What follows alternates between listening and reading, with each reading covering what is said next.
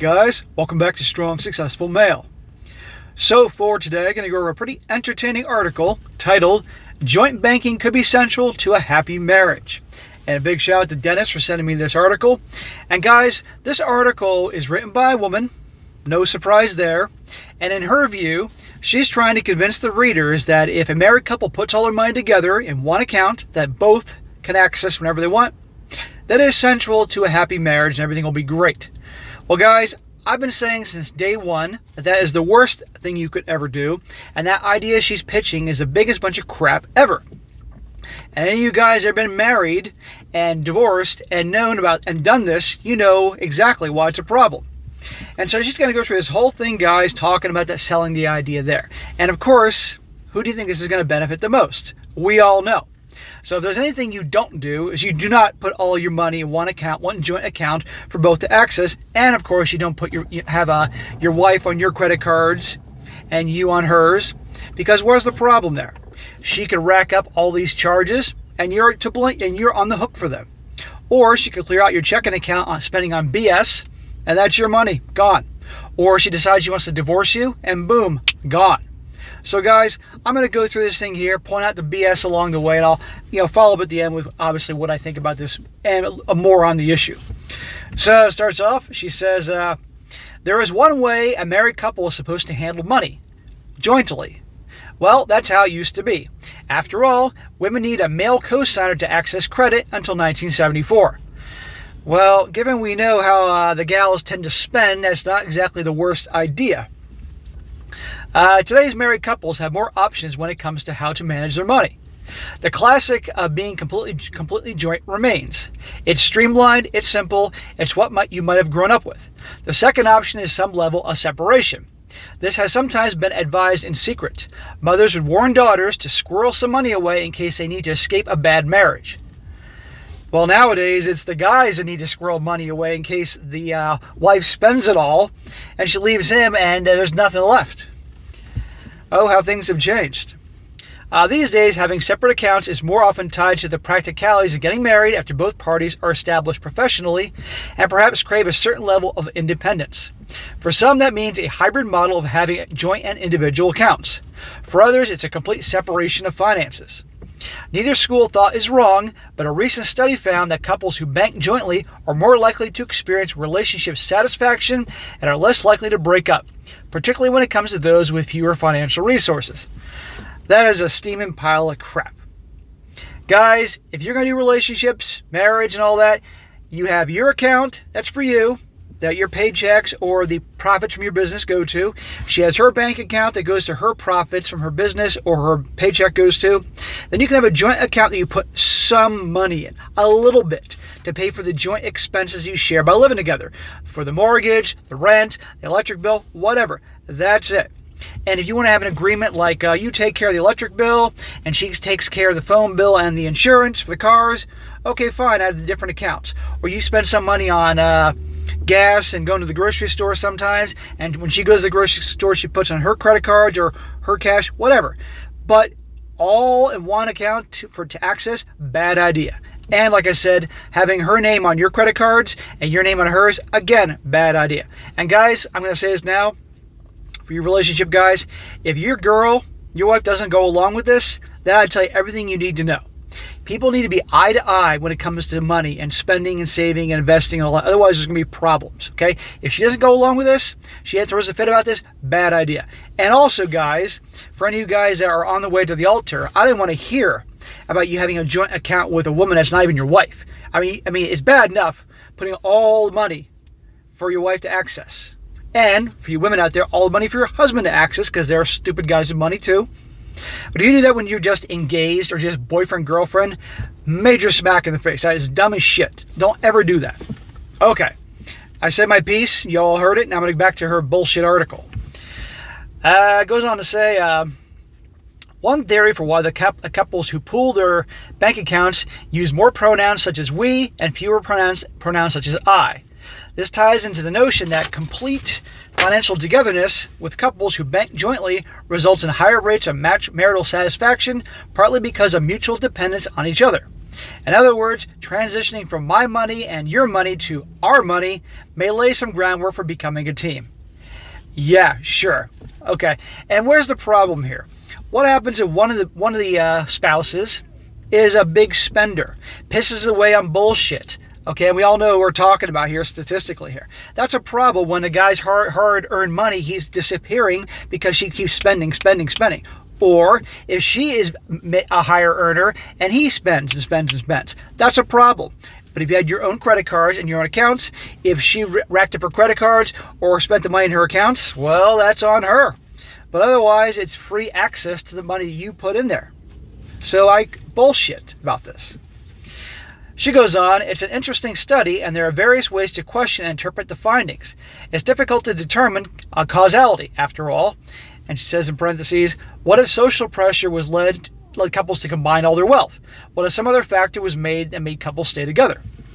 I'd argue that strong communication skills can be developed just as much, if not more, when partners have separate finances. Having at least one separate bank account from your spouse doesn't rule out the need to be a team around finances. In fact, keeping some measure of autonomy in a marriage can foster a healthy relationship for both partners and support long-term relationship satisfaction. Well, make up your mind, lady, okay? I mean, for one moment you're saying you'll be happier, a happier marriage if you put it all in one account. Now you're saying, well, maybe some autonomy. No, if you're going to do this and get married, they got to be separate. End of story. She says, my husband and I refer to 90% of our money, income, savings, and investments as our money. I even pivoted my language after marriage to refer to the student loans that he carried as our student loans. Well, we worked to pay them off together. She says, we had many conversations pre-engagement and then pre-marriage about how we would handle money after saying, I do. Well, that's a good idea. There's a great communication and how you handle things with money. Big, important things for you relationship guys if you're going to get married. So, okay, that's good. I'm glad she did that. But this whole 90% of it is our money, I don't like that. Too many potential pitfalls in that mentality. Now, of course, if he dies, she's going to inherit it, or if she dies, he'll inherit it. Okay, but if he, and this is also under the understanding that both parties aren't done with money, and money is put away that he'll invest money, she'll invest money, the right amount's going into the IRAs and other investments, being smart, not just pissing away on bullshit. But you just not want the other person to have access. There's too many flaws, too many things can go wrong, especially given that the divorce rate is above 60%. It goes on to say, the 10% of our money that goes into separate accounts doesn't undo all the work we've done to build a life together. It actually helps reduce innate nitpicking. We still want to spend money in ways that others might not totally get. So it helps to have discretionary spending money deposited into our individual accounts every month. 10% of your money going into your own individual accounts is nuts. Okay, you're out of your freaking mind. Joint accounts to take care of the joint expenses. End of story. Having a single separate account per person can create dangerous territory for some couples depending on how those accounts are funded. No matter who earns what, the monthly discretionary spending should be the same per person. Prorating based on income can create a sense of entitlement and separation. For example, I out-earn my husband, but we both have the same amount of spending money each month, and it's based on what makes sense for our overall household budget and our financial goals. Well, she said household budget and financial goals. Household budget and financial goals don't mean going off and buying some expensive Prada handbag or purse or expensive shoes, or you get my point here. So again, I'm glad that you see, the flaw with her argument is that obviously she and her husband, what it sounds like, aren't stupid with money. But not everybody's like that. I mean, most Americans are pretty freaking bad with money. I mean, all you have to do is look at some statistics and you can see that real quick. Or talk to people you know. It says here, it's critical you put the financial needs of your partnership before the funding of individual accounts to foster unity. Otherwise, it's easy to become territorial and entitled. This is where communication comes in. This is where making sure you're eye to eye with money and all that prior to getting hitched. And even then, you're never 100% sure. She says on the flip side, being 100% separate is challenging. No, it's not. It's not that difficult. It works for some couples, especially those who may have been married or before or have children with other relationships. You may have been married before and have been gotten screwed. Now they know not to ever do that again. There you go. But overall, having separate financial households under the same roof requires a different kind of trust, a lot of communication, and good management. If spending is completely siloed, it can be a breeding ground for conflict if one person begins to earn and spend significantly more. Ding, ding, ding. Yeah, but again, if you're on the same page, then that's a different ballgame. And let's just say the other person starts spending more. Well, at the end of the day, they can only spend so much. They can't tap into the other person, man or woman's, resources. There's another simple reason I argue for keeping some money separate. Finances are one of the ways abusers can attempt to control their victims and keep them from leaving. Financial dependence, with or without abuse, is a common reason many people, but more often women, stay in marriages they'd rather end. Well, newsflash, nowadays it's not that hard for women to end the marriage and make out like bandits. So what time period are you talking about here? While secret accounts are often considered financial infidelity, your safety takes precedence. Should you find yourself in a situation you need to leave, then having an account you don't disclose is perfectly acceptable. Is that go for guys as well? In a healthy, non-abusive relationship, you should openly discuss your desire for an account just in your name. Explain the family history or personal experiences that make you feel the need to have some separation. It's not a reflection on your partner, but rather what's best for your well-being. Okay, she's saying talk about it, explain your reasons. So you relationship guys out there, if this is what you want to do and your girl's having a hard time about it, say SSM told me.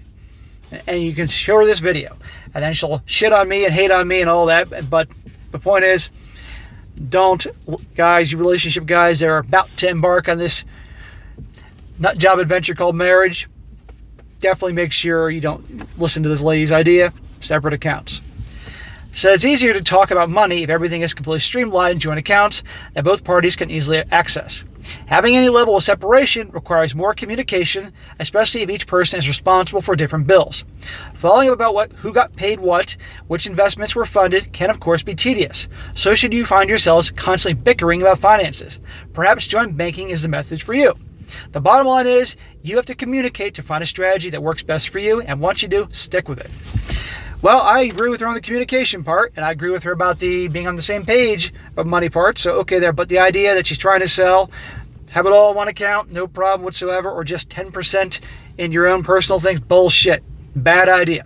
So, guys, your relationship guys that want to get married one day, even though, you know my opinion on the subject, separate accounts, okay? And you can have one account that has some money for the monthly bills, nothing beyond that. You obviously have a little buffer, you don't want to overdraft or something like that. And the credit card is same deal, okay? And I don't care how good of communicators you are, I don't care how both you agree with money you are, I don't care how in love you are, stick to this policy, okay? And if she doesn't go for it, that tells you everything you need to know. In the meantime, work on the communication and all that, and hopefully it works out for you. And if it doesn't, well, you know what? Newsflash, there's plenty of other women in this world. But believe me, one of the biggest problems that cause conflict in any relationship, especially marriage, is money. Okay? And again, for you guys out there that I'm encouraging to work hard, build wealth, you improve yourself so you get a better position in your company, or you start your own business and you got money to put away, which you can invest at your level of comfort. You want to build wealth. Problem is, if you're with someone that their idea of satisfaction is pissing it away on stuff or experiences and all that, it's not going to work. So you be very, very careful and do not fall into that trap. Okay, there's plenty of guys that have fallen into that trap thinking that, oh, she's different, and they have got hammered. And again, with the credit card thing, she could rack up credit cards and you're stuck, you're on the hook for it. Okay? You don't want that. That could decimate your credit, amongst many other things. You don't need that. So, guys, quick video. That was a very useful one. Again, thanks to Dennis for sending me this, because this is complete bullshit. So don't fall for this trick. And sadly, she's going to influence some people. She's going to get some guy that's clueless. I think this is a good idea and go along with it. And he's going to get burned. And then he's going to look this stuff up and find a video from me talking about saying not to do this. So, all right, guys, that's it for today. Be sure to comment down below. Let me know what you think about this. Let me know, guys. How go if you met for you married guys? How do you have it in your house? And for you guys that have had experience in this, tell me about what happened that you did this and how it backfired. Share the bad experiences so other guys learn. And be sure to like the video, share with your friends, and subscribe. And I'll catch you next time.